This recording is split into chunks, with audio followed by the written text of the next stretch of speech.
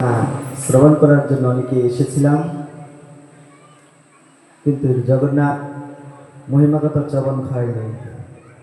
শ্রবণ হয়েছিলেন ভগবান কৃষ্ণচন্দ্র যে দ্বারকায় গিয়েছিলেন এবং দ্বারকায় গিয়ে কিভাবে তিনি এই জগন্নাথ রূপ ধারণ করলেন সেই পর্যন্ত আমরা পৌঁছেছিলাম। তাই আজকে সেই জগন্নাথ কিভাবে প্রকট হলেন এবং তার মহিমা কথা আমরা সংক্ষেপে, রাত্রে অনেক হয়ে গেছে আজকে, তাই কৃপা করে একটু ধৈর্য সহকারে সকলে বসবেন এবং হরিকথার পরে আজকে একটি ভালো ব্যবস্থা আছে আপনাদের জন্য।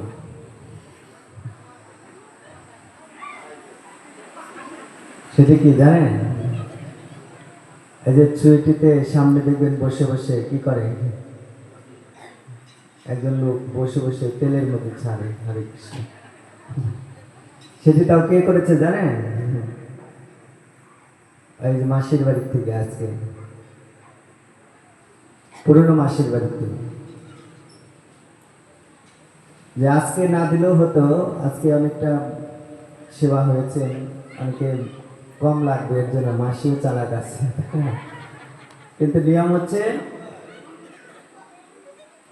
হেরা পঞ্চমী তিথি, পঞ্চম দিবসে এই ভগবানকে সেই জগন্নাথ দেবের জন্য বৈকুণ্ঠের থেকে লক্ষ্মী দেবী স্বর্গের থেকে সমস্ত দেবতাদের নিয়ে তিনি ভগবান জগন্নাথের সেবা করতে গিয়েছিলেন, যে হেরা পঞ্চমী বলে। যে জগন্নাথ তো মাসির বাড়িতে চলে গেলেন রথযাত্রার দিন, এই লক্ষ্মী দেবীকে বলে গেলেন আমি যাচ্ছি, আসবো, কিন্তু তিনি না বলে মাসির বাড়িতে চলে গেলেন, আর আসে না। একদিন হয়ে গেলেন, 2 দিন হয়ে গেলেন, 3 দিন হয়ে গেলেন, আর লক্ষ্মী দেবী কি করে একা বাড়িতে থাকে? তখন লক্ষ্মী দেবী কি করলেন, স্বর্গের দেবতাদের নিয়ে, এখন সকলকে নিয়ে তিনি চলো যায়। যে কোথায়? যে মাসির বাড়ি গিয়েছে জগন্নাথ, যে তাকে যেভাবে হোক ধরে বেঁধে আসতে নিয়ে। এই হেরা পঞ্চমী তিথিতে এই জগন্নাথকে সেই স্বয়ং ধনলক্ষ্মী দেবী তিনি সাজসজ্জা করে তার রূপের অহংকারে, ঐশ্বর্যের অহংকারে তিনি ভগবানকে আনতে গিয়েছিলেন। কিন্তু ভগবান কি করলেন, ওই যে সগর জাতি ছিলেন, যে সগর রাজার বংশধর, এরা এই জগন্নাথের সেই চান যাত্রার থেকে এই রথযাত্রা অবধি তাদের সেবা ভারপ্রাপ্ত জগন্নাথের। এই যখন দেখলেন বৈকুণ্ঠের থেকে লক্ষ্মী দেবী তার সমস্ত দেবতাদের নিয়ে তিনি এই মন্দিরের দিকে আসতেছেন, আর তারা সকলে গিয়ে কি করলেন, এই পুরীর সেই পান্ডারা আসলে সগর জাতিরা, তারা গিয়ে এই মন্দিরের সামনে দাঁড়ালেন লাঠি নিয়ে। যে লক্ষ্মী দেবী তুমি কোথায় যাচ্ছ? যে আমার প্রভু জগন্নাথ এসেছে তোমাদের এখানে, আমার স্বামী, আমার পতি, যে সে বলে আসলো আমি যাচ্ছি, আমি চলে আসবো। কিন্তু 1 দিন হয়ে যায়, 2 দিন হয়ে যায়, 3 দিন হয়ে যায়, আজকে 5 দিন হয়ে গেল, কিন্তু তিনি আসলেন। যে না, তুমি আমাদের মন্দিরে প্রবেশ করতে পারো। এই জগন্নাথের সেই পান্ডাদের সাথে এই লক্ষ্মী দেবীর সাথে একটি তুমুল যুদ্ধ হতে লাগলেন। অনেক জায়গাতে আপনার এই হেরা পঞ্চমী তিথিতে অনেক মঠ মন্দিরে যাদের লোকজন আছে তাদেরকে নিয়ে আপনার এই একটি ভগবানের সেই লীলা দর্শন করায়। যে তাই আজকে যাক জগন্নাথ দেবেরকে স্মরণ করে আমরা সেই জগন্নাথ দেবের মহিমা কথা আগামীকাল সেই হেরা পঞ্চমী তিথিতে যে জগন্নাথের মহিমা কথা এবং হেরা পঞ্চমীর কথা আপনারা কি কার মুখে শ্রবণ করবেন জানেন? যে জগন্নাথ, সে তার মুখে আপনারা আগামীকাল শ্রবণ করবেন। আমাদের জগন্নাথ প্রভু আগামীকাল সে জগন্নাথের কথা পরিবেশন করবেন। তাই সকলেই আসবেন তার শ্রীমুখ থেকে হরি কথা শ্রবণ করার জন্য। ওম অজ্ঞানং তিমিরং দস্য জ্ঞানাঞ্জনশলাকয়া चक्षुर्मिलितं येन तस्मै श्रीगुरवे नमः। नामो सृष्टमनोमपि शुचिपुत्रमात्र स्वरूपं रूपं गजमुरपोरिमाधुरी गुष्टोपति राधाकुण्डगिरिवारमोहन राधिका माधवजस्य प्राप्तयजस्य प्रतिपचे गुरोरुनाथोऽस्ति वंशाकल्पतरुभ्यश्च कृपासिन्धुभ्येव च पतितानां पावनेभ्यो वैष्णवेभ्यो नमो नमः। जय श्री कृष्ण चैतन्य प्रभु नित्यानंद श्री अद्वैत गदाधर शिवासादि गौर भक्तवृंद।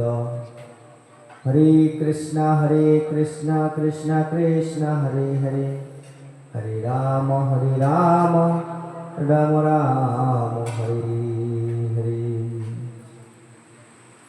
सर्वआज्ञामी আমার परमाराध्यतम परम करुणामय प्रकाश विग्रह गुरुदेव नित्यलीला प्रविष्टं विष्णुपाद त्रिदंडी अष्टशत श्रीमद भक्ति शरण पद्मनाभ गुरु महाराज श्री चरण कमलोदये शतकोटी दंडवत प्रणाम निवेदन करছি এবং বৈষ্ণবগণ মাতৃগণ सज्जनगण सकलके प्रणाम एवं छोट भाई बोन जरा आछे सकलके এই রথযাত্রার উপলক্ষে শুভেচ্ছা জ্ঞাপন করছি। আজ হচ্ছে রথযাত্রার সেই চতুর্থ দিবস, যে ভগবান কৃষ্ণ কখনো দ্বারকা, কখনো বৃন্দাবন, কখনো মথুরা তিনি বাস করতেন। বেশি সময় থাকতেন তিনি বৃন্দাবনে আছে গিরি গোবর্ধন, এই গোবর্ধনে তিনি বেশিটা সময় থাকতেন। কেননা ওই গোবর্ধনের পাশেই ছিল রাধাকুণ্ড, শ্যামকুণ্ড। শ্রীমতী রাধারানী প্রতিদিন ওই রাধাকুণ্ড শ্যামকুণ্ডের পাশে ছিল কুসুম সরোবর। এই কুসুম সরোবরে সেই যাবর থেকে তিনি সমস্ত সখীগণ নিয়ে ফুল চয়ন করতে আসতেন। এই কুসুম সরোবর থেকে ফুল চয়ন করে নিয়ে গিয়ে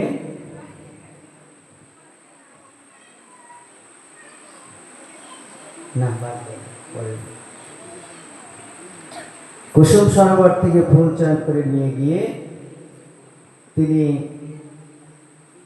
এই রাধাকুণ্ডের পাশে ছিল মাল্যকুণ্ড, সমস্ত সখীগণ নিয়ে গিয়ে সেখানে তিনি মালা গাঁথতেন। আর কৃষ্ণ জানতেন যে এই সময় এই ক্ষণে যে শ্রীমতী রাধারানী ওই রাধাকুণ্ডে আসেন, আর ওইখান থেকে রাধাকুণ্ড থেকে গোবর্ধন পর্বত বেশি একটা দূর নয়, 5 কিলোমিটার। যে 5 কিলোমিটার রাস্তা আমি হেঁটেই চলে যেতে পারি। তার জন্য তিনি কি করতেন, এই রাধাকুণ্ডের পাশে সেই গোবর্ধন পর্বতের উপরে তিনি সমস্ত সখাগণ নিয়ে, গাভীগণ নিয়ে তিনি গোচরণ করতেন। আর যখন ওই মধ্যাহ্নের টাইম হয়ে যেতেন, এই সখাদের বলতেন, এই সখারা তোমরা খাওয়া দাওয়া করো, আমি একটু আসতেছি। যে যার যার খাবার নিয়ে এসেছ তোমরা ভোজন করতে থাকো, আমি একটু ঘুরে আসি। এই কৃষ্ণের সখা ছিলেন সবচেয়ে প্রিয় সুবল সখা। সুবলকে নিয়ে তখন তিনি কি করতেন, এই রাধাকুণ্ডের দিকে রওনা হতেন। যে অনেকে আছে না, যে হয়তো এখনকার যুগ, কলির যুগ, তো ভালোবাসাটা বেশি, তাই না? অনেকে ছেলে মেয়েরা ভালোবাসাবাসি করে, যে ভালোবাসার লোককে এখন তো আর ওই চিঠি পাঠাতে হয় না, এখন মোবাইলের মধ্যে সবকিছু হয়। হরে কৃষ্ণ। কে কোথায় আছে, কি করছে, সবকিছু জানা যায়, দেখা যায়। আর আগে তো তা ছিল না। আগে ওই কি, যে একজনের ধারাতে একজনের খবর দিতে হতো, পৌঁছাতে হতো, চিঠি দিতে হতো পিয়নের ধারাতে। তারপরে 1 মাস, 1.5 মাস, 2 মাস, 3 মাস পর সেই চিঠি পৌঁছাতো, তারপরে জানতে পারতো। সেই কৃষ্ণও যে তার রাধারানীর সাথে আর কৃষ্ণের সাথে একটি এন্টিনিয়ার ছিলেন, মানে টান। তিনি যেখানেই যেতেন তিনি বুঝতে পারতেন যে আমার রাধারানী এখানে আছেন। আর কৃষ্ণ যেখানে যেত রাধারানী বুঝতে পারতেন এই কৃষ্ণ আমার এই পথ দিয়ে যাবে। তখন সুবল সখাকে নিয়ে এই তিনি রাধা কুণ্ডের তটে গিয়ে বসে, রাধা কুণ্ডের পাড়ে বসে তিনি সেই রাধা চিন্তা ভাবনা করতেন। রাধারানী ওই সময় স্নান করতে আসবে রাধা কুণ্ডে। স্নান করে উনি কোথায় যাবে? সেই সূর্য মন্দিরে, যে আজকে যে একটু আগে নৃত্য করলেন সন্ধ্যাবেলা আমাদের ছোট ছোট ভাইরা এসে, যে আয়ান ঘোষ ছিলেন তার স্বামী, রাধারানীর সাথে বিবাহ হয়েছিল আয়ান ঘোষের সাথে। আর আয়ান ঘোষ ছিলেন যে মায়ের সাধক, মানে কালীর ভক্ত ছিলেন।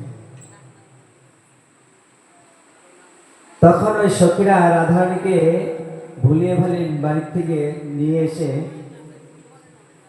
এই কৃষ্ণের সঙ্গে দেখা করানোর জন্য এই সূর্য পূজার কথা বলে তিনি সেই সূর্য মন্দিরে যেতেন। আর সূর্য মন্দিরে গিয়ে এই সূর্যকুণ্ড আছে বৃন্দাবনে, আপনার গোবর্ধনের পাশে, বেশি একটা দূর না। ওই সূর্যকুণ্ডে গিয়ে তিনি সূর্য পূজা করতে থাকতেন। এইভাবে নিত্যদিন ভগবান কৃষ্ণের সঙ্গে রাধারানী দেখা করতে আসছেন ছলনা করে। কেননা শাশুড়ি আর ননদী ছিলেন বিবাদী, কৃষ্ণ বিবাদী। কৃষ্ণের নাম, কৃষ্ণের কথায় তিনি, মানে সব কৃষ্ণ বললেই উনি কি, যে মনে ওনার সন্দেহ হতো ওই যে আমার যে শত্রু। তে জগতের আমরাও কিছু শত্রু আছি ভগবানের, যে ভগবানের নাম শ্রবণ করলে তাদের হৃদয় আত্মাটা কি হয়, যে কেঁপে যায়, যে কেঁপে যায়, যে আমার তো একদিন যে কৃষ্ণ ছাড়া কোনো আমাদের গতি নাই। তুমি যতই দান দেন, যতই তপস্যা, যতই তুমি যজ্ঞ আদি যত কিছুই করো না কেন, এই কলির যুগে একমাত্র ভগবান বলেছেন যে নাম সংকীর্তন আর বৈষ্ণব সেবন।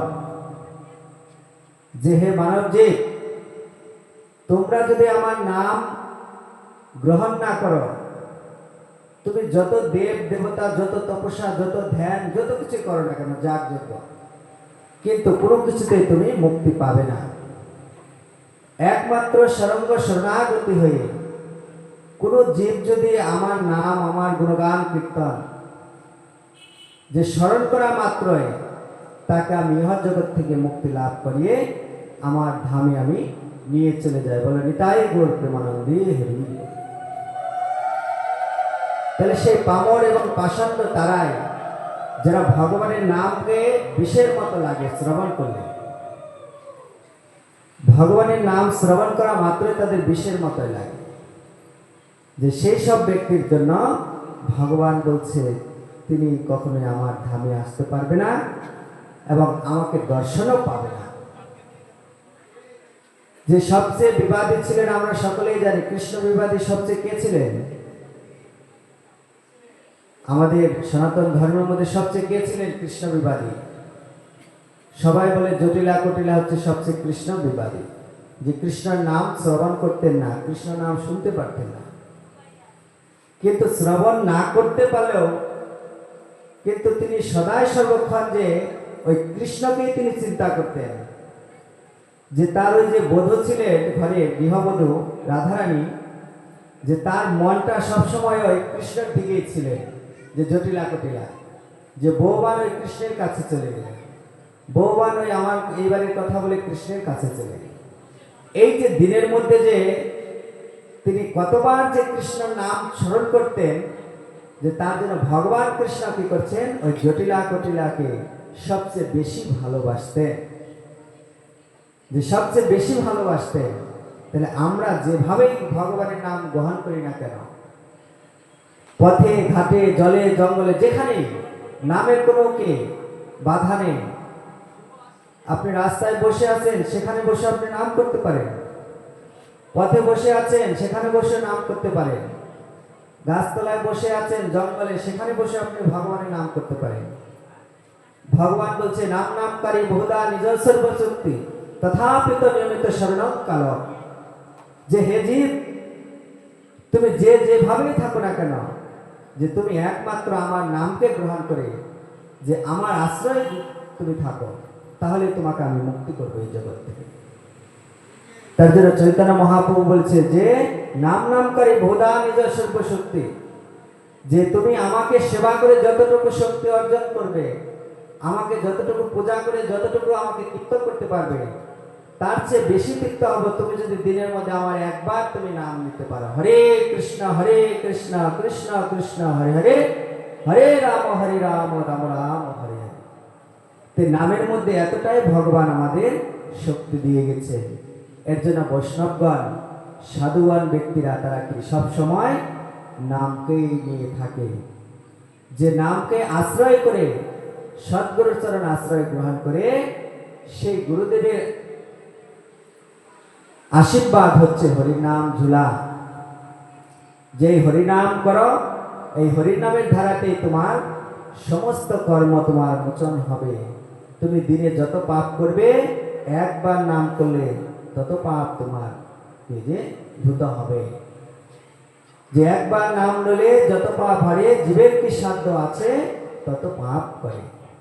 পশু পাখি জীবজন্তু কত কি আমরা, পিপিলিকা পিঁপড়া, হ্যাঁ, কত কি আমরা পায়ের নিচে পড়ে মরে যাচ্ছে। অপরাধ হচ্ছে না আমাদের? পাপ হচ্ছে না আমাদের? মানুষকে মেরে ফেললে পাপ হয়, সেখানে থানায় গিয়ে কি শাস্তি ভোগ করতে হয়। আর আমরা ভুলে কত রকম পাপ করি, কত রকম অপরাধ করছি। যে সেই থেকে যদি মুক্তি পেতে হয়, তাহলে একমাত্র ভগবানের নাম, এই নামের মধ্যে ভগবান সমস্ত শক্তিকে অর্পণ করে দিয়ে গেছেন আমাদের। তার জন্য সাধু সন্তরা এবং সন্ন্যাসীগণরা সদাই সর্বক্ষণ এই ভগবানের নাম নিয়ে তারা থাকে। তারা নামের মধ্যে থাকে বলে তাদের ভিতরে কোনো দুঃখ নাই, তাদের কোনো কষ্ট নাই। ঘর না থাক, বাড়ি না থাক, জমি না থাক, টাকা না থাক, তাদের কাছে এমন একটা বস্তু আছে যে সে তার গুরুদেব তাকে এমন একটা বস্তু দান করেছেন, সেই নামকে গুরুদেব দান করে দিয়ে গেছেন। আর ওই গুরুদেবের সেই আদর্শ নিয়ে আর সেই সাধু ব্যক্তি তারা পথ এগিয়ে চলছে। আজকে আমাকে দিয়ে আমি বোঝাচ্ছি আপনাদের, কালকেও বলেছি যে গিরিধারী সেবা আশ্রমে যেদিন আসে, একটা পয়সা নিয়েও আসেনি বা একটা টাকা নিয়েও আসেনি, শুধু গুরুদেবের ওই হরির নামের ঝোলাটা আর গুরুদেবের ওই ভালোবাসাটা নিয়ে এসেছিলাম এই সুভাষপল্লী গিরিধারী আশ্রমে, আর অন্য কোনো কিছু না।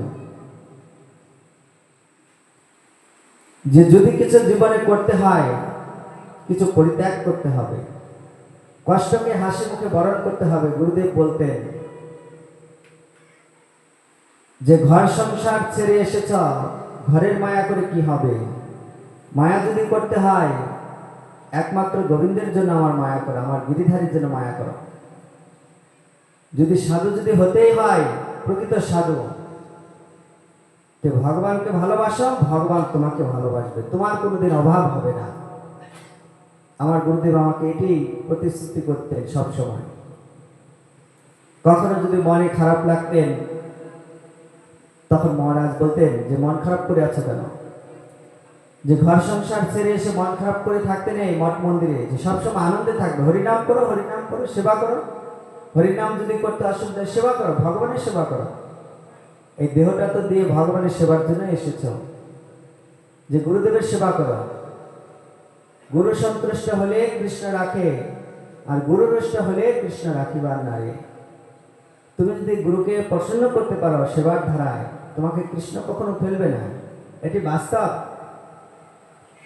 আমি নিজেকে দিয়ে নিজে উপলব্ধি করি আমার গুরুদেবকে আমি খুব ভালোবাসতাম, এখনো ভালোবাসি। এখন আমার গুরুদেব আমাকে ভালোবাসে। তিনি যদি অপ্রকট হয়েও থাকেন, তিনি যেখানেই থাকুক না কেন,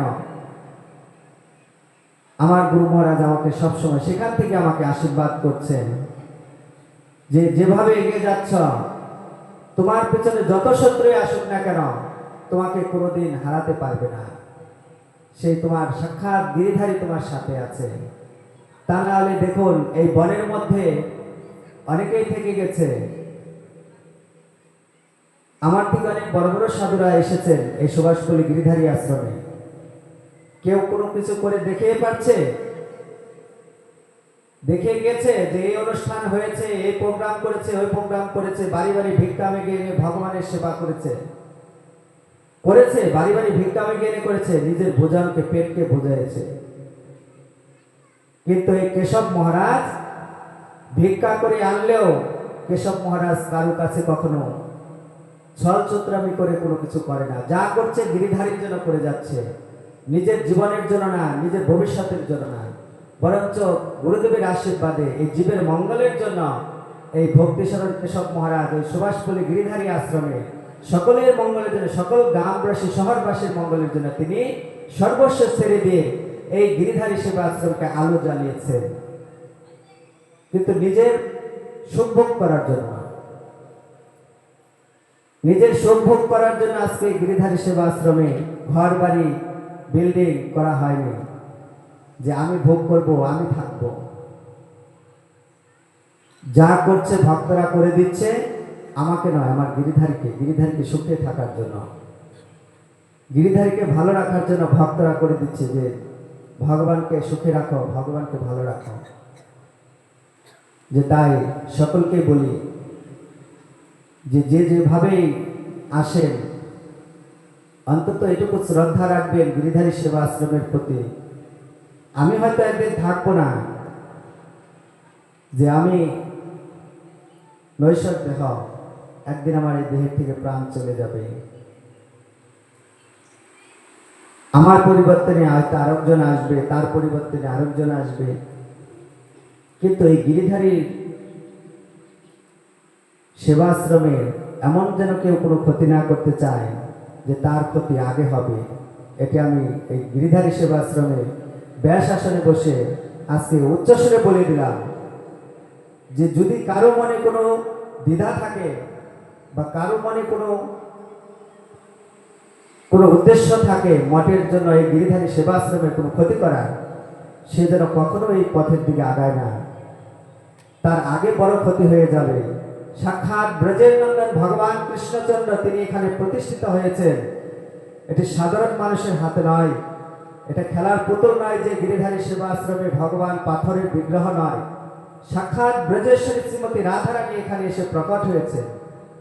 যিনি ভগবানকে ভালোবাসে, যিনি ভগবানকে শ্রদ্ধা করে, যিনি গিরিধারীকে শ্রদ্ধা করে, তিনি একমাত্র এই গিরিধারীকে বুঝতে পারে, তাছাড়া আর কেউ নয়। যে গিরিরাজ হচ্ছে কি, তিনি রাজ দুলাল, তিনি কখনো ভিখারির বাড়িতে থাকে না। মহাপ্রভু ভিখারির বাড়িতে যায়, কাঙালের বাড়িতে যায় উদ্ধার করার জন্য, কাঙালকে কৃপা করার জন্য। কিন্তু গিরিরাজ যে কথাই বলে যে গিরিরাজ, তিনি হচ্ছে রাজ দুলাল, তিনি কখনো কষ্ট পেতে চায় না। কেন মা যশোদা কখনো কৃষ্ণকে কষ্ট দিয়েছে? দণ্ডে দ্বাদশ মাস সেবা করেছেন, সোনা দানা মণি মুক্তা দিয়ে তাকে আবরণ করে রেখেছেন। তাহলে আমাদেরও সেরকম মনোভাব যে গিরিধারী সেবাশ্রমে থেকে আমার ভগবানকে আমার যতটুকু এই দেহের দ্বারাতে আমি সেবা করতে পারি, আমার মনের উদ্দেশ্যে আমি যতটুকু ভগবানকে আনন্দ দিতে পারি, সেবা করতে পারি, সাজসজ্জা সজ্জিত করতে পারি, আমার দেহের ভিতরে যতদিন প্রাণ আছে আমি করে যাব, করছি, করে যাব এবং সকল ভক্তকে নিয়ে আনন্দ করে যাব। অন্যায় করব না। সকলে আসবে, সকলে আনন্দ করার জন্য আসছে গিরিধারী সেবা আশ্রমে। যত এখানে আসে কি সকল মায়েরাই আসে, বা পাড়া প্রতিবেশী মায়েরাই আসে, অন্য কেউ আসে? ছেলে মানুষ কয়টা মন্দিরে আসে, যারা আসতেছে কারো বাড়ির বউ, কারো বাড়ির মেয়ে, কারো বাড়ির নাতনি, কারো বাড়ির নাতি, হ্যাঁ, যে তারা এসে ভগবানকে দর্শন করছে, ভগবানের কথা শুনছে। কেউ হয়তো বৃদ্ধ মা আসে হরিকথা শ্রবণ করার জন্য, সেই সুযোগটা তো অন্তত পাচ্ছে ভগবানের মন্দিরে এসে, আর কিছু পারবে না। তাহলে যেসব ব্যক্তিদের এরকম ভাবনা আছে তাদের বোঝা উচিত, যেখানে কখনো কোনো কিছু হয়নি, যেখানে কখনো মানুষ যায়নি, ঢুকতে পারেনি, সেখানে আজকে আলোয় আলোকিত। আজকে কত সাধুগণ, কত বৈষ্ণবগণ, ভগবানের দূত, তারা এসে আমাদের গ্রামে, আমাদের শহরে এসে হরিনাম প্রচার করছে, হরিনাম করছে। এতে আমাদের বাধা দিয়ে কি আছে? তারা তো দুদিন একদিনই আনন্দ করে, সারা বছর তো নয়। সারা বছর তার কেউ আনন্দ করে না এসে মঠ মন্দিরে, সারা বছর মাইক বাজে না, ডিজে বাজে না। হয়তো ভগবানের কোনো প্রোগ্রাম হয়, তখনই তার মন্দিরে আনন্দ হয়। আজকে কোনো ক্লাবে সারা বছর কি বক্স বাজায়? হয়তো দুর্গা পুজো, কালী পুজো, যখন একটি আনন্দের উৎসব আসে, তারা সেই ঠাকুরকে, দেবতাকে কি আনন্দ দেওয়ার জন্য তারা একটু আনন্দ উপভোগ করে। তাহলে সাধু ব্যক্তিরাও ভগবানকে আনন্দ দেওয়ার জন্য, যে ভগবানকে আনন্দ, সেখানে যদি আমরা বাধা সৃষ্টি করি তাহলে কি হবে? মহা মহা অপরাধ হবে। যে সেই অপরাধ কে করেছিলেন? যখন মহাপ্রভু হরিনাম সংকীর্তন করতেন মৃদঙ্গ বাজিয়ে, পার্শ্বদগণ নিয়ে, নিত্যানন্দ প্রভু, হরিদাস ঠাকুর, অদ্বৈত প্রভু, গদাধর পণ্ডিত সকলে মিলে হরিনাম করতেন।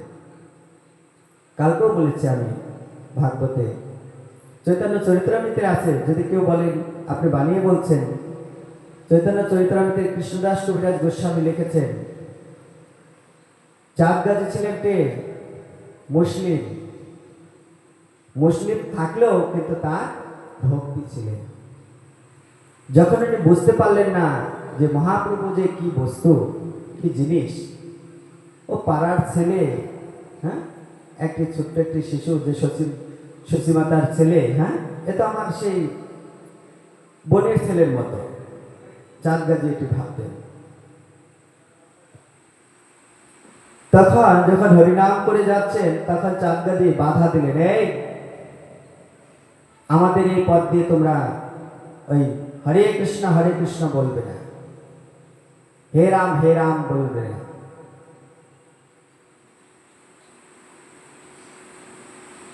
এই কথা তখন গিয়ে মহাপ্রভুর কাছে গিয়ে বললেন। নিত্যানন্দ প্রভু, হরিদাস ঠাকুর গিয়ে বললেন যে চাপাহাটিতে চাঁদ গাজীর বাড়ির সামনে দিয়ে যখন আমরা হরিনাম সংকীর্তন করে আসতেছি, আমাদের বাধা দিয়েছেন।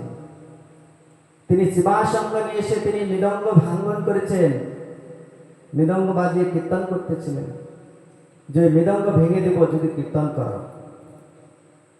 মহাপ্রভু শুনলেন যে শিবাসঙ্গনে মৃদঙ্গ ভাঙছে, যে মৃদঙ্গ হচ্ছে শ্রীনিবাসের প্রাণ। এই যে আমরা মৃদঙ্গ মানে তবলা, মৃদঙ্গ বাজায়, খোল যাকে বলে খোল।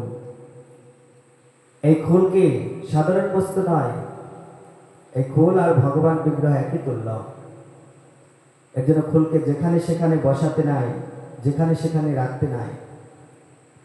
কাসর কণ্টা এগুলি যেখানে সেখানে ফেলে রাখতে নাই।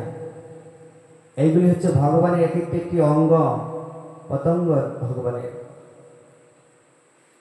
কারণ এইসব ছাড়া ভগবানের কোনো কাজ হবে না। ঘণ্টা, কাসর, শঙ্খ, মৃদঙ্গ সনাতীদের কি এটি হচ্ছে পরিচয়। তিলক মালা, তুলসীর মালা, কণ্ঠে তিলক ধারণ করা। আমরা সনাতন ধর্মের লোক, কিন্তু আমরা সেটিকে করতে লজ্জা লাগে, ভয় লাগে। এখনই করবো তিলক, বয়স হয়নি, হ্যাঁ, আরো কিছুদিন যাক, এখনই নিরামিষ খাবো, দুর্বল হয়ে যাব। হরে কৃষ্ণ। কে আছে না অনেকে? ও সাধু তো বলবে, সাধু খেয়ে খেয়ে অভ্যাস হয়ে গেছে, খাক আর যতদিন থাক, আমাদের ওইগুলি দরকার নেই। এই শ্রীনিবাস প্রভু তার সেই মৃদঙ্গ ভেঙে দিলেন চাঁদ গাজী। আর যখন শুনলেন, মহাপ্রভু কি করলেন? সকল পার্শ্বদগণকে বললেন, এই পার্শ্বদগণ চলো, কে মৃদঙ্গ ভেঙেছে আমার, দেখি চলো। মশাল জ্বালিয়ে হরির নাম সংকীর্তন করতে করতে যখন ওই রাত্রিবেলা চাঁদ গাজীর দ্বারের সামনে গেলেন, চাঁদ গাজী ঘরের ভিতরে বসে থরথর থরথর করে ভূমিকম্প যেরকম হয়, সেই মহাপ্রভুর উচ্চধ্বনি হরে কৃষ্ণ কৃষ্ণ কৃষ্ণ হরে হরে, হরে রাম রাম রাম হরে হরে। এই হরিনাম সংকীর্তন যখন করছে, মৃদঙ্গ বাজে, করতাল বাজে, সমস্ত পার্শ্বদগণ, সমস্ত ভক্তরা, আর চাঁদ গাজী ঘরের ভিতর থেকে আর দ্বার খুলে না, যে কোথায় আছো চাঁদ গাজী, বেরিয়ে আসো, যে তুমি আমার শ্রীনিবাসের মৃদঙ্গ ভঙ্গ করেছ, যে মৃদঙ্গ ভেঙেছ তোমার আমি মস্তক ভঙ্গে দেব। তখন চাঁদ গাজী কি করলেন, ভয়ে কাঁপছেন, থরথর করে কাঁপছেন। যে চাঁদ গাজী এসে যখন মহাপ্রভুর সামনে সেই দাঁড়ালেন, মহাপ্রভুর সেই কি করলেন, চাঁদ গাজী তখন মহাপ্রভুর মাধ্যমে যে হিরণ্যকশিপুকে কি করে মেরেছিলেন ভগবান নৃসিংহদেব, সেই নৃসিংহ মূর্তি ধারণ করেছেন, যে সেই রূপ দর্শন করলেন মহাপ্রভু নৃসিংহ মূর্তি। আর চাঁদ গাজী সেই দর্শন করে চাঁদ গাজী লুটিয়ে পড়লেন মহাপ্রভুর চরণে, হে প্রভু, আমার খুব অন্যায় হয়ে গেছে, আমি আর জীবনে তোমাদের কখনো আমি তোমাদের বাধা দিব না। হরির নামে তোমরা যত পারো কৃষ্ণ নাম করে যাও, আর কৃষ্ণ নাম করলে আমাকে একটা কথা দিতে হবে। কি কথা? যখন তোমরা আমার এই বাড়ির সামনে দিয়ে কৃষ্ণ নাম করতে থাকবে, অন্তত আমার জায়গাতে এসে একটু কৃষ্ণ নাম করো, অন্তত আমার জায়গাতে এসে কৃষ্ণ নাম করে যেও, আমার বাড়িতে এসে, আমি আর তোমাকে বাধা দিব না। চাঁদ গাজী এক ধাক্কাতেই ঠিক হয়ে গেলেন। তাহলে দেখুন নামের কি প্রভাব। তাহলে আমরা যদি এই যে নাম কীর্তনে বাধা দেই, হ্যাঁ, যে নাম করা যাবে না, এখন কীর্তন করা যাবে না, এখন কি যে পাঠ করা যাবে না, তাহলে কি হবে? ওই যে চাঁদ গাজীর মতো ভগবান তাকেও সেরকম কাঁপাবে। চাঁদ গাজী এর জন্য চৈতন্য চরিত্রমিত্রে আছে যে কৃষ্ণদাস কবিরাজ লিখেছেন, বৃন্দাবন দাস ঠাকুর রচিত, যে যখন নবদ্বীপ পরিক্রমা হয়, এখনো সেই সময় থেকে শুরু হয়েছে মহাপ্রভুর আমল থেকে, এখনো নবদ্বীপ পরিক্রমা হলে যে চাঁদ গাজীর ওই বাড়িতে গিয়ে সকল বৈষ্ণবরা গিয়ে ওখানে আর কিছু করুক আর না করুক, অন্তত এই যে একটা চাপা ফুলের গাছ আছে, বাড়ি তো না এখন, যারা যারা নবদ্বীপ পরিক্রমায় গিয়েছেন তারা হয়তো দর্শন করেছেন, একটি চাপা ফুলের গাছ, ওইখানে তার বাড়ি ছিলেন, ওইখানে উনি প্রণাম করে আসে সকল বৈষ্ণবরা। যে কিসের জন্য? ওই যে মহাপ্রভুকে কথা দিয়েছেন যে হ্যাঁ, যত ভক্ত আসবে, যত বৈষ্ণবগণ আসবে, আমি তো করেই যাব, আমার পরিবর্তনে যারা আসবে তারাও তোমার বাড়িতে এসে এই হরিনাম সংকীর্তন করবে। এর থেকে মহাপ্রভুর আদেশ, সকল বৈষ্ণবগণ কি ওখানে হরিনাম সংকীর্তন করে।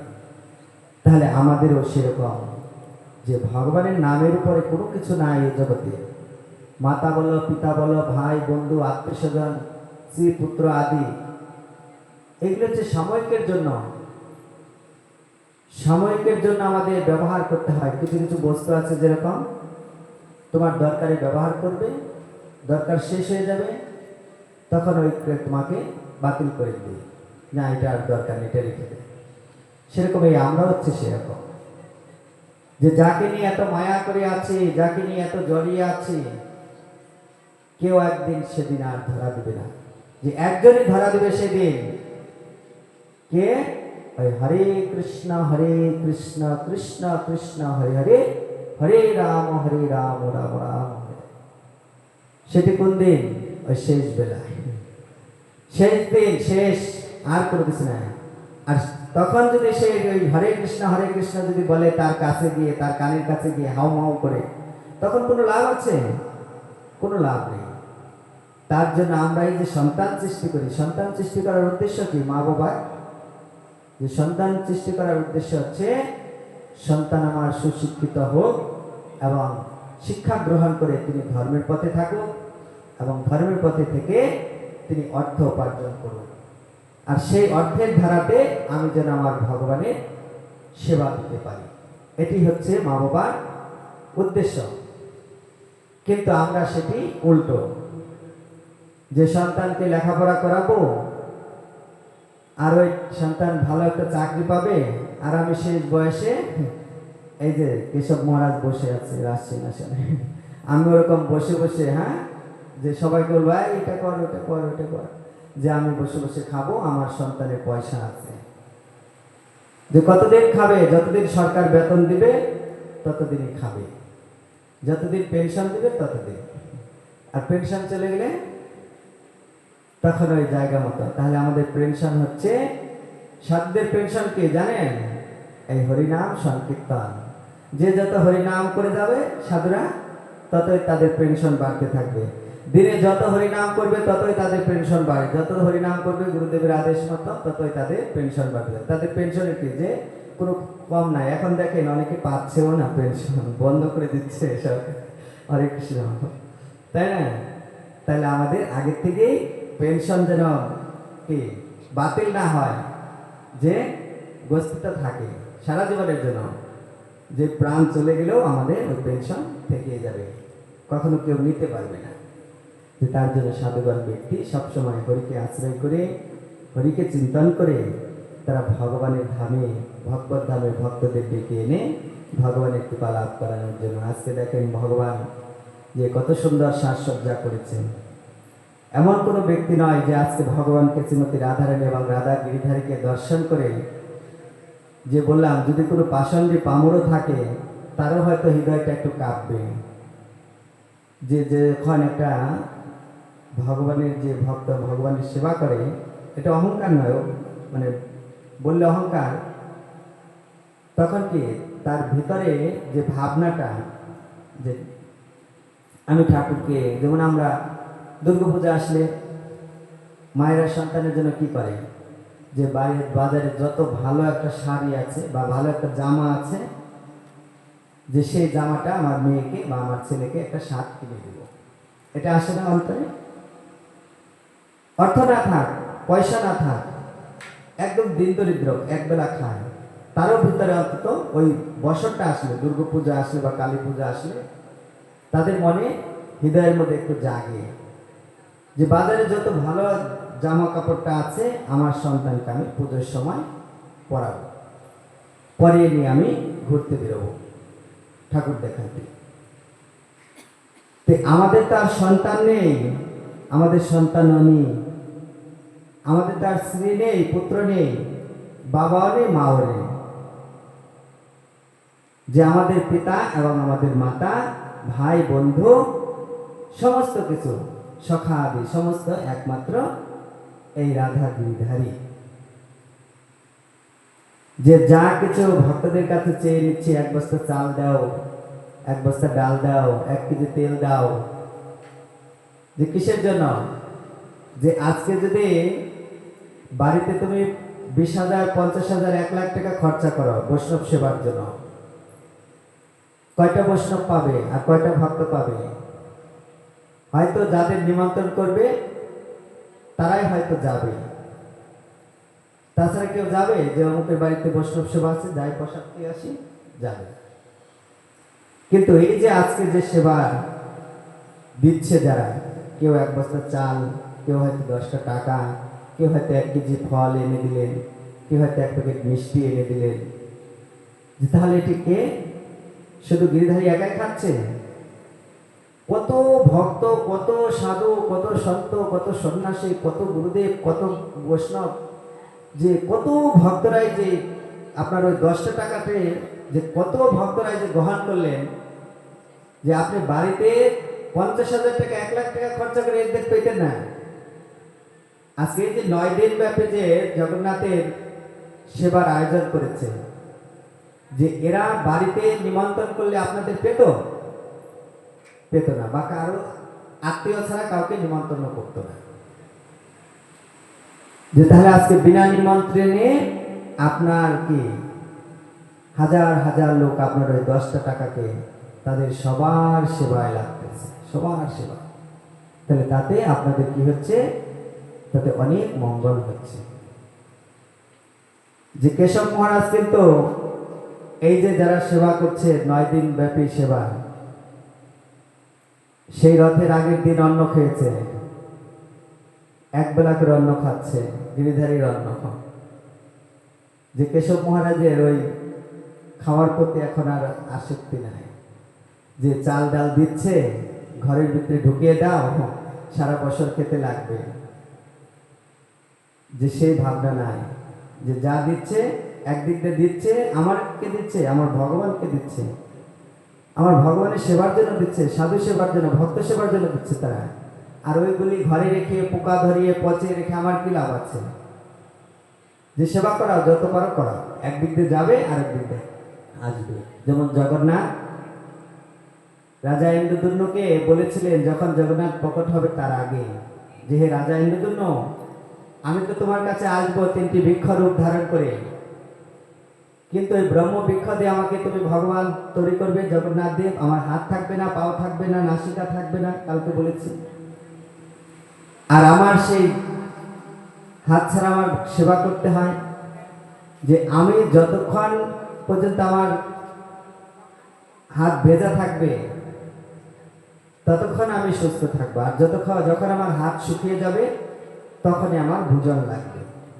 এর জন্য জগন্নাথের কখনো হাত শুকায় না। হাত শুকিয়ে গেলে যে জানে আরো তো খাবার লাগবে, যে দিনে 56 বার সেবা হয়, ভোগ হয় 56 বার পুরীতে, আবার 56 বার ভোগ হয়, 56 ব্যঞ্জন। আমরা তো একদিন ঠাকুরকে খাওয়াই 56 ভোগ 56 ব্যঞ্জন। আর মা যশোদা দেবী ভগবানকে 12 দিনে দণ্ডে 12 বার সেবা করতেন, জগন্নাথ দিনে 56 বার সেবা করতেন, 56 ব্যঞ্জনাদি দিয়ে তার ভোগ হয় প্রতিদিন। এখনো আপনার সে প্রাচীন যুগ থেকে চলে আসছে, এখন আপনার যখন থেকে মন্দির তৈরি হয়েছে, ভগবান প্রকট হয়েছেন জগন্নাথ, তখন থেকে এখনো কখনো মালপোয়া, কখনো পোয়া পুরি, কখনো ক্ষীর, কখনো সন্দেশ, কখনো মিষ্টি, হ্যাঁ, কখনো পায়েস, যে সব সময় চলতেই থাকে দিনের ধরে।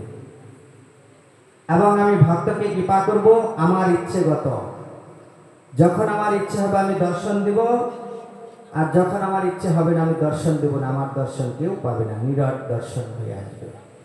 রাজা ইন্দ্রদুম্ন বলল, তথাস্তু প্রভু, তোমার সেবার কোনো ত্রুটি করব না, যে তোমার হাত আমি কখনো শুকাতে দেব না, যে তুমি যখনই খাবার চাবে আমি তখনই তোমার খাবারের ব্যবস্থা করে দেব।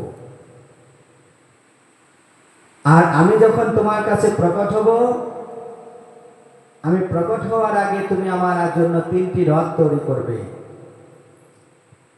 প্রথম রথে থাকবে বলরাম, দ্বিতীয় রথে থাকবে সুভদ্রা, আর তৃতীয় রথে থাকবো আমি জগন্নাথ। যে বলরাম আমার দাদা, তিনি আগে যাবেন, মাঝে থাকবে বোন ভগ্নী আমার সুভদ্রা দেবী, আর আমি পিছনে ভক্তকে কৃপা করার জন্য আমি পিছনে থাকব। রাজা বলেন, তথাস্তু প্রভু, আমি তাই করে দেব, তাও তুমি আমাকে দর্শন দাও। এই রাজা 3টি রথ তৈরি করতে লাগলেন। নীলমাধব আসবে ভগবান রূপে নয়, যে 3টি ব্রহ্মদারু বৃক্ষ রূপে। এই কৃষ্ণ যখন দ্বারকায় ছিলেন, কালকে বললাম যে তখন ওই হাত পাও গলে গিয়েছিলেন। নীলাচল ধামে সেই ইন্দ্রদুম্ন নামে এক রাজা ছিলেন, বিষ্ণুপরায়ণ ভক্ত, সবসময় ভগবানের সেবা করতেন। সেবা করতে করতে করতে করতে তার এমন ভাব হয়ে গেলেন যে তিনি ভগবান ছাড়া অন্য কাউরে সেবা করতে চায় না, যে সাক্ষাতে তিনি ভগবানের সেবা লাভ করতে চায়, সাক্ষাতে সেবা করতে। যেমন আমরা যে আগে ওই টিনের ঘরে ছিল গিরিধারী, হ্যাঁ, জল পড়তো, বৃষ্টি ছাপা ঢাপা যেত, ঘর দিয়ে জল ভেসে যেত।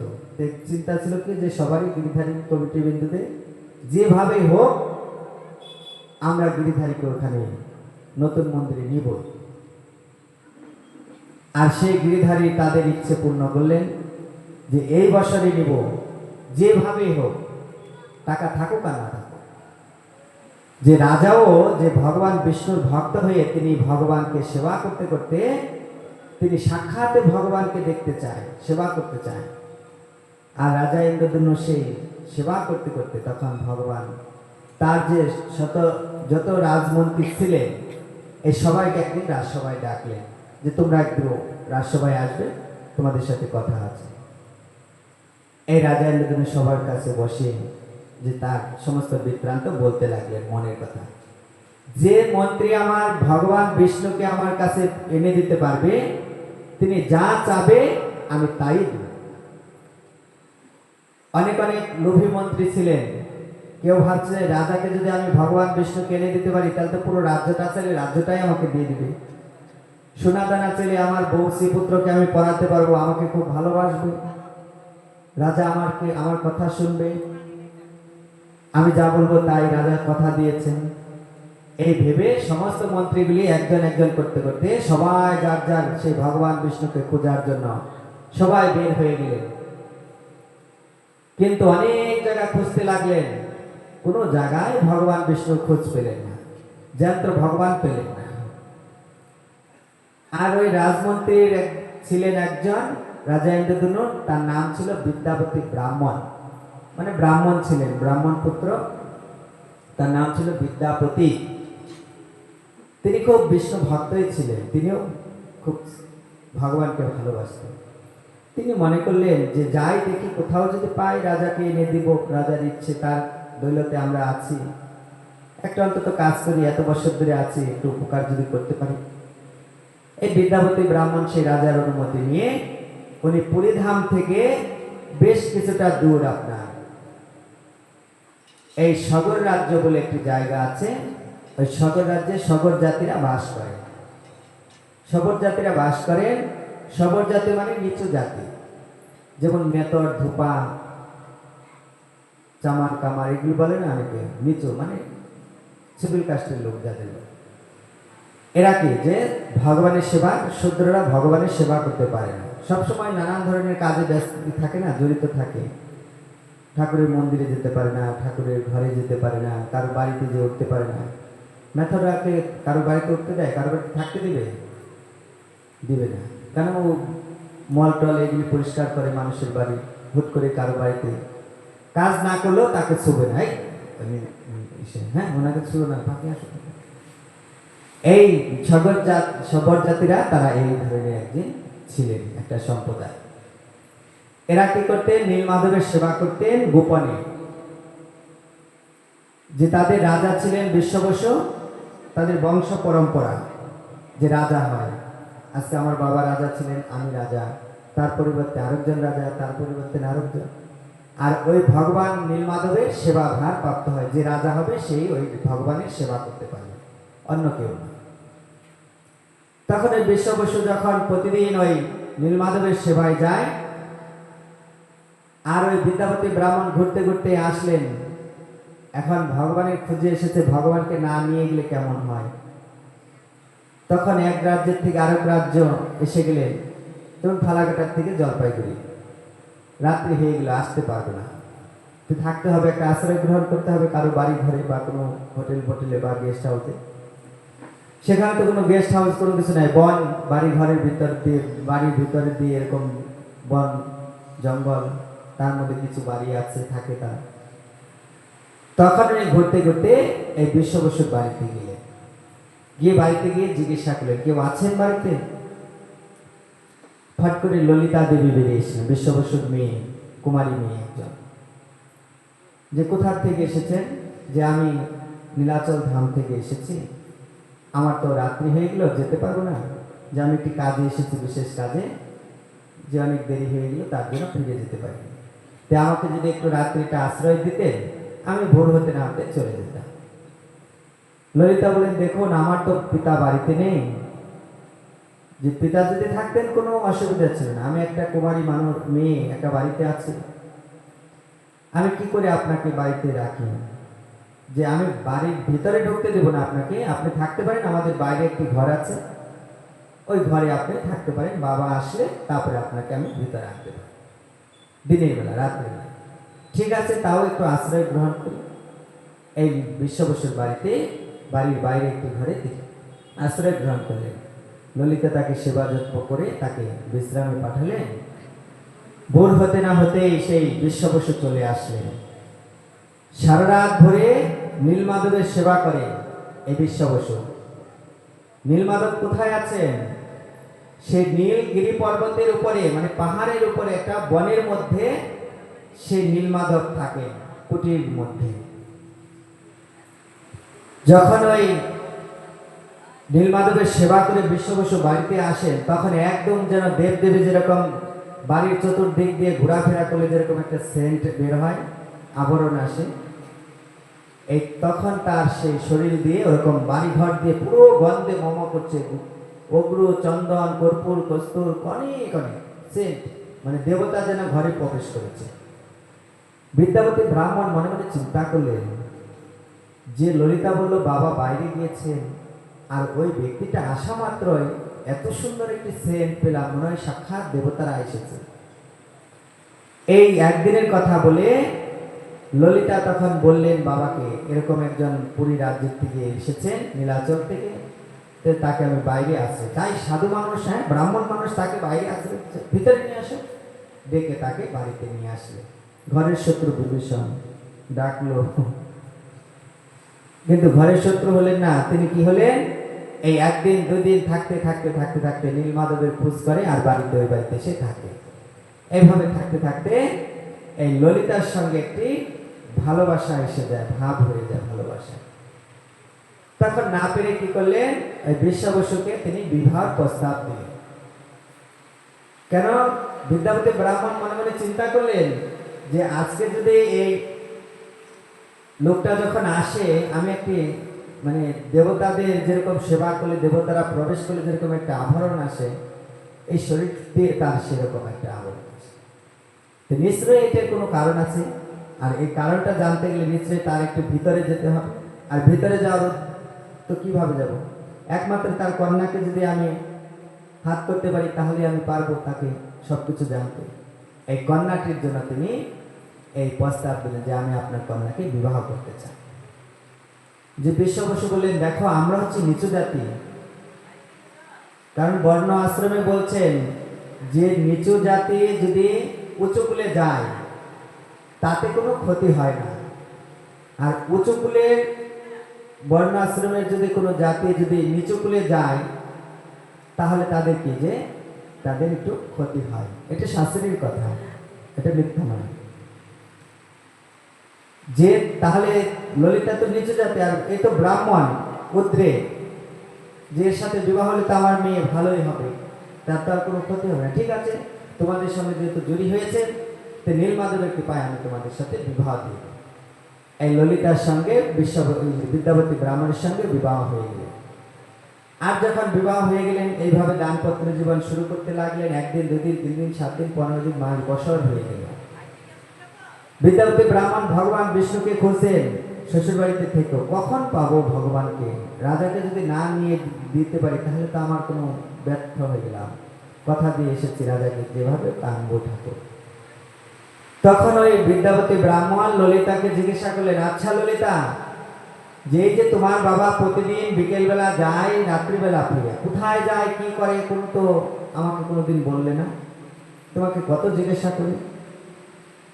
যে ললিতা বললো কিছু বলে না, ললিতা চুপ হয়ে যায়, চুপ করে থাকে। যখন বলে যে আজকে নয় কালকে বলবো, কালকে নয় আজকে বলবো, এই করতে করতে ফাঁকি দেয়, দিতে দিতে তখন সেই ললিতাকে একদিন বলে, তুমি যদি আমাকে না বলো তাহলে আমি তোমাকে রেখে আমি আমার রাজ্যে চলে যাব।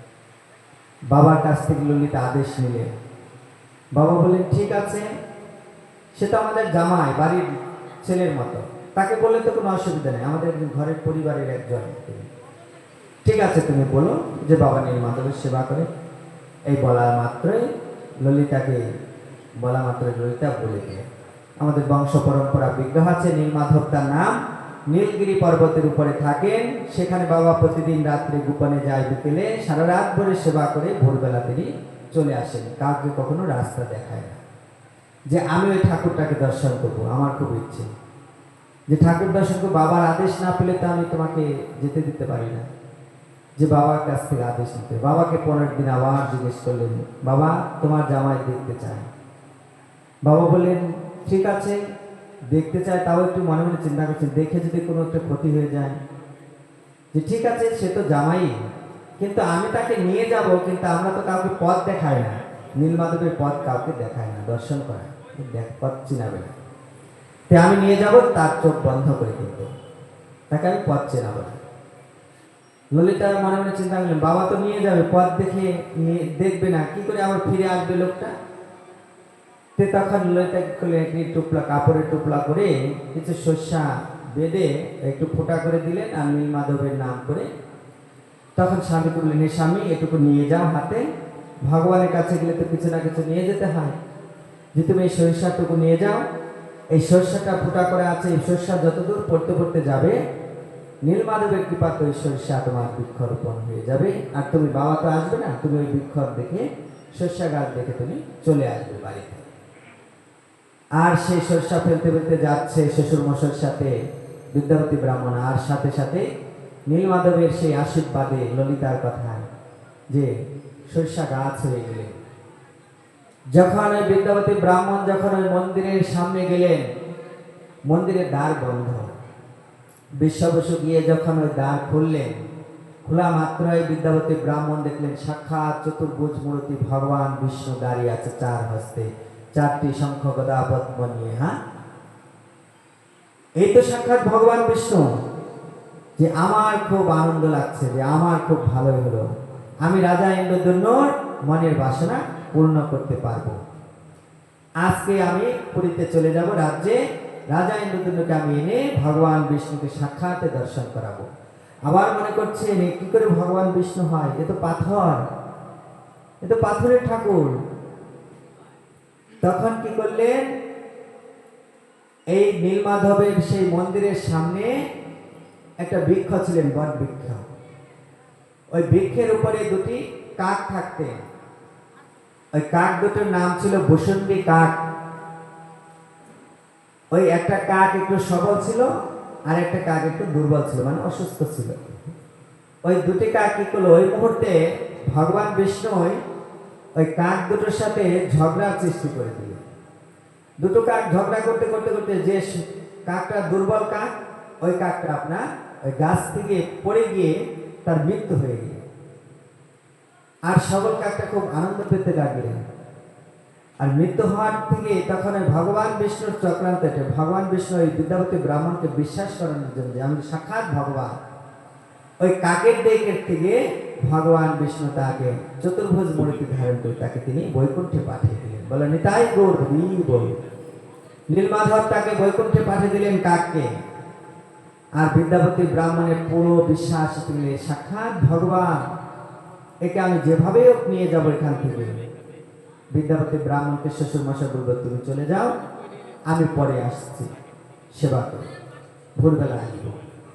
বিদ্যাপতি ব্রাহ্মণ সেই শস্যা গাছ দেখে দেখে পথ চিহ্ন রলে, এই শস্যা গাছ দেখে আমি আবার আসবো রাজা ইন্দ্রদ্যুম্নকে নিয়ে। আর তিনি এইভাবে বাড়িতে চলে গেলেন। আর বাড়িতে গিয়ে ললিতাকে বললেন, হে ললিতা, আমার খুব দরকার, আমার রাজ্যে যেতে হবে, আমি যাব, আমি 2-1 দিনের মধ্যে আবার ফিরে আসবো। তাহলে রাত্রি অনেক হয়ে গেছে, আজকে এখানে বিশ্রাম দেব, যে আমিও এখন যে ভগবানের সেবার সময় হয়ে গেছে। আমার রাধাগিরিদারি বলতেছেন তাড়াতাড়ি আসো, 9টার উপরে বেজে গেছে, 10টা। প্রতিদিন 9টায় খাই, আজকে 1 ঘন্টা, আজকে একটু এমনি দুপুরে দেরি হচ্ছে, এর জন্য একটু দেরি করেই দিলাম, কারণ দুপুরে একটু সাজসজ্জা করতে গেছিলেন, তো ওর জন্য 2টোর উপরে বেজে গেছিলেন ঠাকুরের সেবা। যাক, আজকে এখানে বিশ্রাম মায়েরা, যে কালকে আবার আসবেন। কালকে জগন্নাথ বাবু আমার আবার পরিবর্তে তিনি বলবেন, আবার আপনাদের যদি কৃপা হয় আবার পরের দিন মঙ্গলবার আমি ওই কথা বলবো, যে জগন্নাথের আবার আসেন। কারণ এইভাবে আমাদের একদিনে তো আর জগন্নাথকে বিশ্রাম দেওয়া যাবে না। এই 9 দিন ব্যাপী জগন্নাথ মাসির বাড়িতে যে যতদূর যাওয়া যায়, যে বুধবার অবধি আমরা চালিয়ে যাব।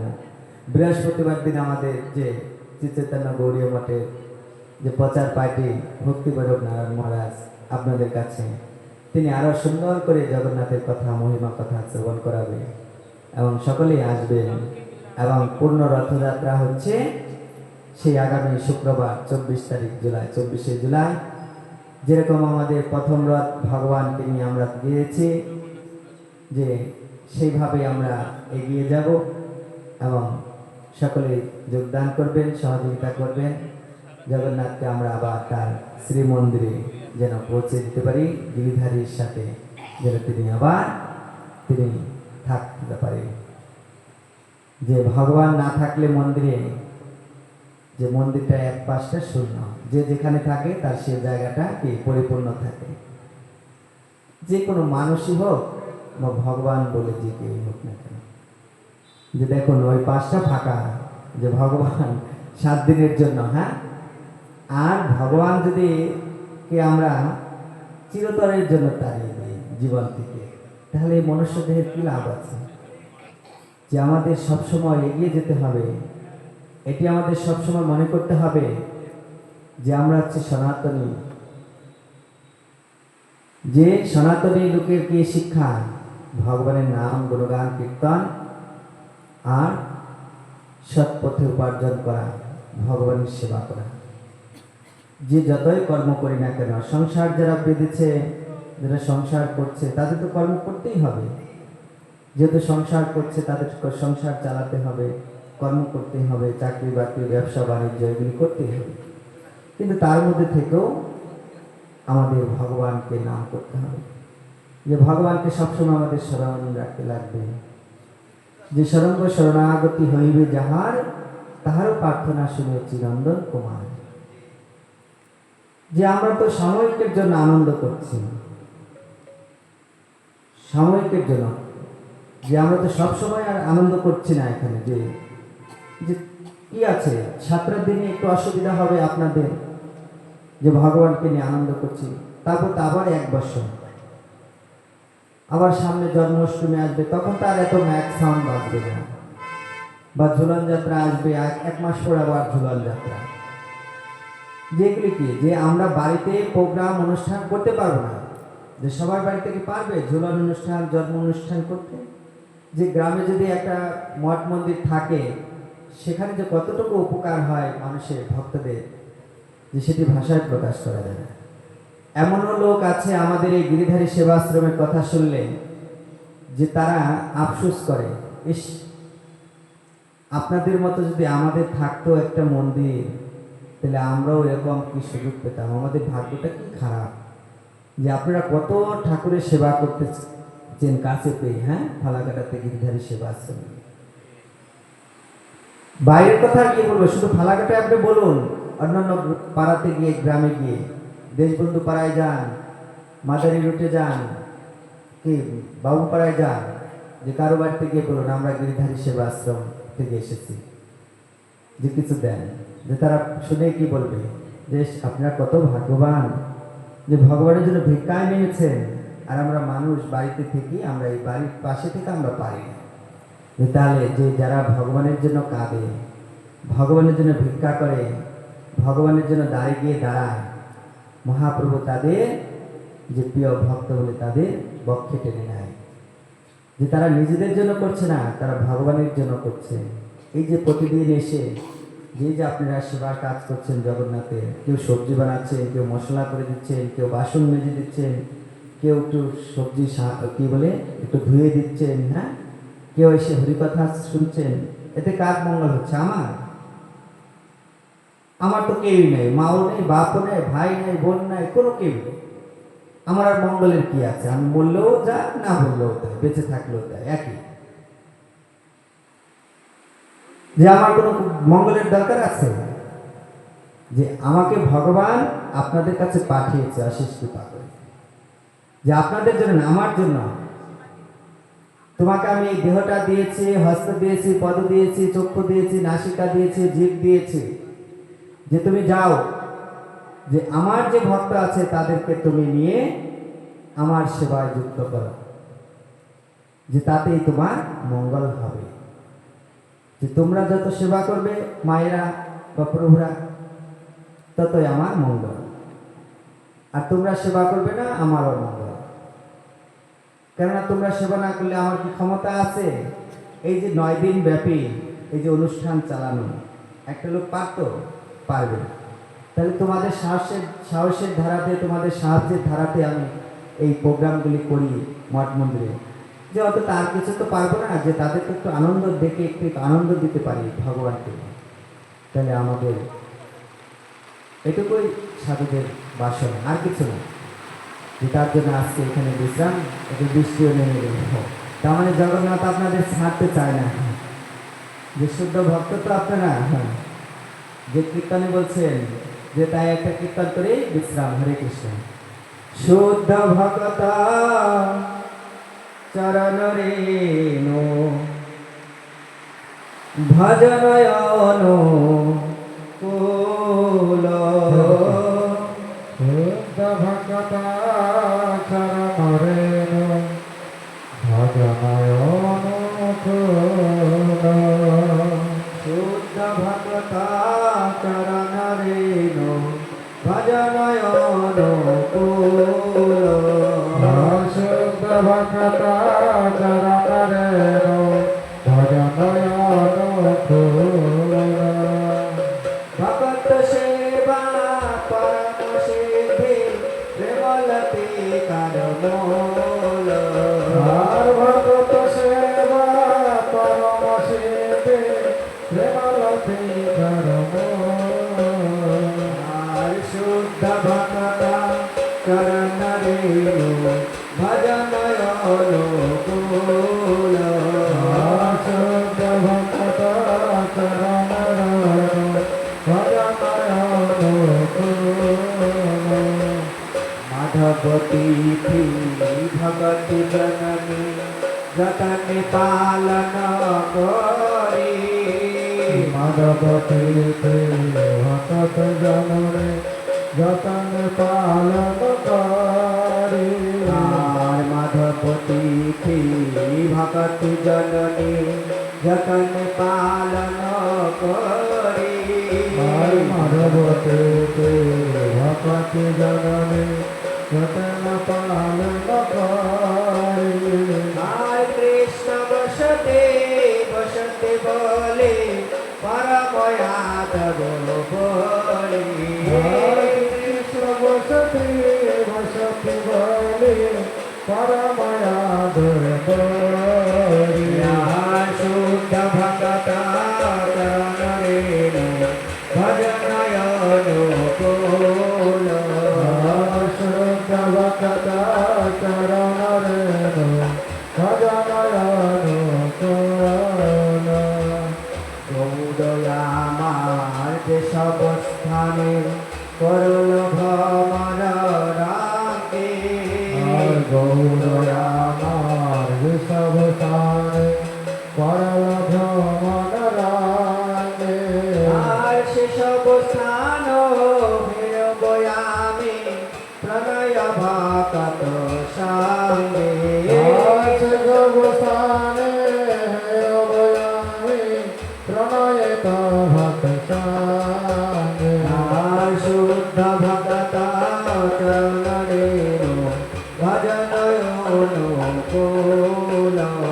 আর শুদ্ধ ভক্ত চরণ রেণু ভজনয়ন কুল।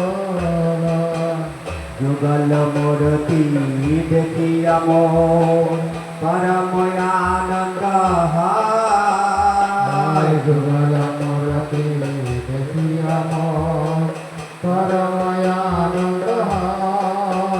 আর যুগল মূর্তি দেখিয়া মন পরময়ানন্দ হয়। যুগল মূর্তি দেখিয়া মন পরমানন্দ হয়। আর প্রসাদ সেবা করিতে হয় সকল প্রপঞ্চ আর প্রসাদ সেবা করিতে হয় সকল প্রবন্ধ যায়। আর শুদ্ধ ভক্ত চরণ রেণু ভজনয়ন কুল। আর শুদ্ধ ভক্ত